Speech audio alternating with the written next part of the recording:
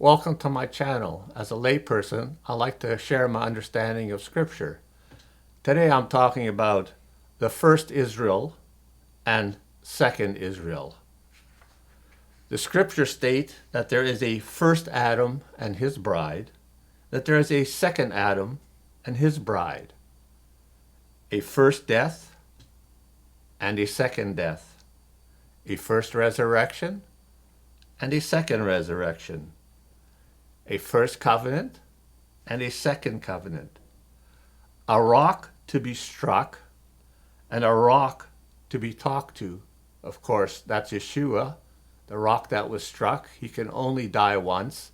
After that, we have to talk to him and ask for the living water, just as Moses portrayed in the wilderness. Joshua, who led Israel into the promised land, and a Joshua who will lead Israel into the promised land in the future. So Joshua's name, of course, is Yehoshua, and Yeshua, or Yehoshua, our Messiah, will lead those in the first resurrection into the promised land. So there is the first Israel and the second Israel. The first Israel was led into land by Yehoshua, and the second Israel will be led into the land by Yehoshua. God chose Jacob, that is Israel. They didn't choose him. God says he will have compassion and choose Israel again. That is in Isaiah chapter 14, chapter 44, verse 1. In Romans chapter 11, verse 25 and 26, and Isaiah chapter 45, verse 17, says, all of Israel will be saved. Romans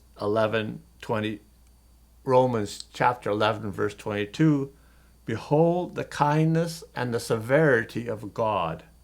Continue in his kindness. The writer, Paul, suggests to his audience to continue in his kindness by obedience to his Torah, or to be cut off. Such are those who are wandering in the wilderness and were not obedient, and as he says, their carcasses fell in the desert. In Romans 9, verse 6, it says, for they are not all Israel who are from Israel. So there is a second Israel, a people of God's choosing, comprised of many nationalities. For it says, many are called, but few are chosen. And this all goes back to that Abraham, God said Abraham would bless all the nations. So anybody from any nation can be a child of God and become part of Israel and live in the promised land. How does this picture in the New Testament? Mark chapter 6, it's the feeding of the 5,000. This is a picture of the first Israel. There's 5,000 people. There's 5 loaves of bread. There was 2 fishes. There was 12 baskets left over. Well, the 5 is obviously grace, because they found grace in God's eyes, and he decided to free them from their slavery. The 12 baskets of bread, of course, he is the bread of life, but the 12 baskets of bread are the 12 tribes of Israel that he brought out of slavery. The 2 fishes is related to the fishers of men, and there's the house of Bet, the Aleph, and the Tav. So who helped them out? It's pointing to it's pointing you to Yeshua, the Aleph and the Tav, the first and the last, the beginning and the end. Yeshua is the bread of life, leading Israel, 12 tribes, to their house, Israel. Now in Mark 8, the feeding of the 4,000, we have a picture of the second Israel. There were 7 loaves, and then there were 7 baskets left over.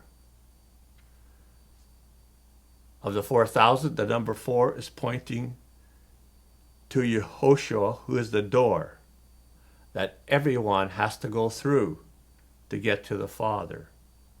4 is also the direction God is going to gather his people from. 7 is the number of completion. This is where it says, all of Israel will be saved. No one that the Father gives the Son can be snatched away from him. So there is a clear change between the first Israel and the second Israel. 7 is also the sword, a picture of God's victory in the day of his wrath, when Israel's enemies will be defeated and Israel will be safe in the promised land. This, of course, is referring to the millennium, God's rest, which is already pointed out in Genesis when God created the earth, and on the 7th day he rested. That is a picture of the kingdom, that he will be the King of Kings of the world, and it's the second Israel that will live with him. Thank you for watching. If you liked what you heard, share with someone. If you don't, then please share with everyone.